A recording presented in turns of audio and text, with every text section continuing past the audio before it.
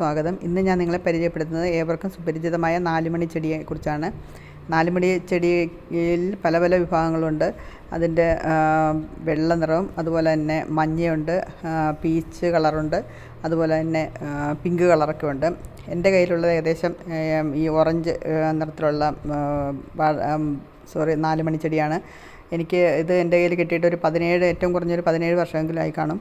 ഞങ്ങൾ പ്രാവശ്യം കന്യാകുമാരി പോയപ്പോൾ അവിടെ നിന്നാണ് എനിക്കെൻ്റെ സീഡ് കിട്ടിയത്. അന്ന് മുതലേ എൻ്റെ കയ്യിലുള്ള ചെടി തന്നെയാണിത്. ഇത് പ്രാവശ്യം നട്ട് കഴിഞ്ഞാൽ ഒരിക്കലും നമ്മുടെ കയ്യിൽ നിന്ന് നഷ്ടപ്പെടാത്ത ചെടികളിൽ ഒരു ചെടി തന്നെയാണിത്.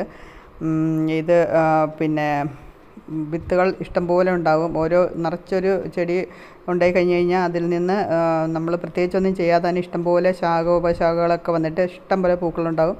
ആ പൂവെല്ലാം കഴിഞ്ഞ് കഴിയുമ്പോഴത്തേക്കും അതിൽ കറുത്ത നിറത്തിലുള്ള വിത്തുകളുണ്ടാകും. ആ വിത്തുകൾ നമ്മൾ അല്ലാതെ തന്നെ നമുക്ക് നടാൻ പറ്റും. ഇനി നട്ടില്ലെങ്കിൽ തന്നെ താഴെ വീണ് ഇഷ്ടംപോലെ തൈകളുണ്ടാകും.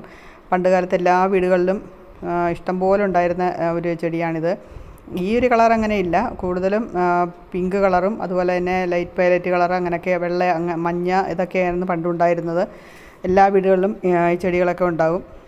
ഇതങ്ങനെ നഷ്ടപ്പെടാത്ത ചെടിയൊക്കെ ആയതുകൊണ്ട് പണ്ടുള്ള എല്ലാ വീടുകളിലും പറമ്പുകളിലൊക്കെ ഇത് സുപരിചിതമായിരുന്നു. ഇപ്പോൾ ഉള്ള സമയത്തൊക്കെ ഈ ചെടികളൊക്കെ വളരെ കുറഞ്ഞാണ് കാണപ്പെടുന്നത്.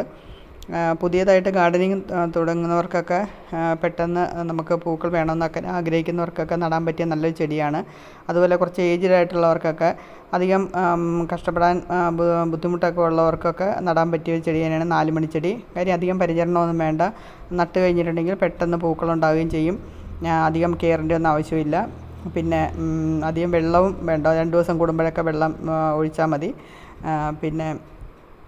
പിന്നെ അതുപോലെ അധികം കീടരോഗബാധ ഒന്നുമില്ല.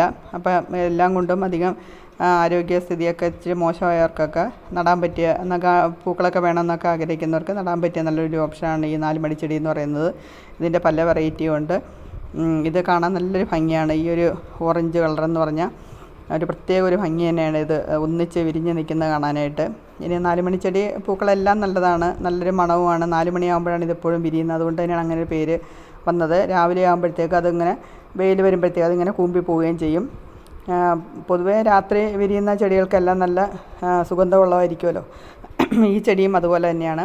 നല്ല ഒരു സുഗന്ധമാണ് ഇത് വിരിയുന്ന സമയത്ത്. കാണാനും നല്ല ഭംഗിയാണ്. ഇതിൻ്റെ പ്രൊപ്പഗേഷൻ എന്ന് പറഞ്ഞാൽ ഞാൻ പറഞ്ഞല്ലോ, ഇതിൻ്റെ വിത്തുകൾ വഴി നമുക്ക് പുതിയ ചെടികൾ ഉണ്ടാക്കിയെടുക്കാൻ പറ്റും. അതുപോലെ തന്നെ ഇതിൻ്റെ തണ്ട് മുറിച്ച് നട്ടും ചെടി ഉണ്ടാക്കാം. 10 ദിവസം കൊണ്ടൊക്കെ നമുക്ക് കിളിച്ച് വരാറുണ്ട്, പുതിയ ചെടിയാകാറുണ്ട്. അതുപോലെ തന്നെ ഈ ചെടികളൊക്കെ കുറച്ച് കഴിയുമ്പോഴത്തേക്കും പൂക്കളെല്ലാം കൊഴിഞ്ഞ് ചെടി ഇച്ചിരി പ്രായമായെന്ന് തോന്നുമ്പോൾ നമ്മളിത് മുകളിൽ വെച്ച് കട്ട് ചെയ്ത് കൊടുക്കുകയാണെങ്കിൽ പുതിയ തണ്ടുകളൊക്കെ വന്നിട്ട് അങ്ങനെ നമുക്ക് പുതിയ ചെടികൾ ഉണ്ടാക്കിയെടുക്കാൻ പറ്റും.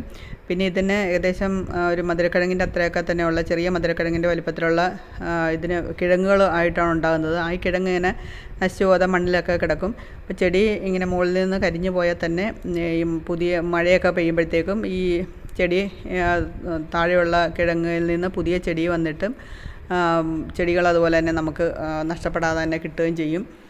എന്തായാലും ഒരു പ്രാവശ്യം നമ്മുടെ വീട്ടിലുണ്ടെങ്കിൽ ഒരിക്കലും നഷ്ടപ്പെടാതെ ഇരിക്കുന്ന ഒരു നല്ല ചെടി തന്നെയാണിത്. പിന്നെ എപ്പോഴും പൂക്കളും തരും, നല്ലൊരു മണവുമാണ്. എല്ലാം കൊണ്ടും നല്ലൊരു പൂന്തോട്ടത്തിന് നല്ലൊരു അഴക് തരുന്ന നല്ലൊരു ചെടിയാണിത്. ഇതിൻ്റെ 2-3 കളർ എൻ്റെ കയ്യിലുണ്ട്. വെള്ള, മഞ്ഞ, ഇതൊക്കെ ഉണ്ട്. പിന്നെ ഡാർക്ക് വയലറ്റ്, ഇത്രയും കളർ എൻ്റെ കയ്യിലുണ്ട്. അതിൻ്റെയൊക്കെ വീഡിയോ പുറകാലം ഇടുന്നതായിരിക്കും. എല്ലാവർക്കും എൻ്റെ വീഡിയോ ഇഷ്ടപ്പെട്ടെന്ന് വിചാരിക്കുന്നു. വീഡിയോ ഇഷ്ടപ്പെടുകയാണെങ്കിൽ ഷെയർ ചെയ്യുക, ലൈക്ക് ചെയ്യുക. വീണ്ടും പുതിയ വീഡിയോ ആയിട്ട് കാണാം. അതുവരെ എല്ലാവർക്കും ബൈ.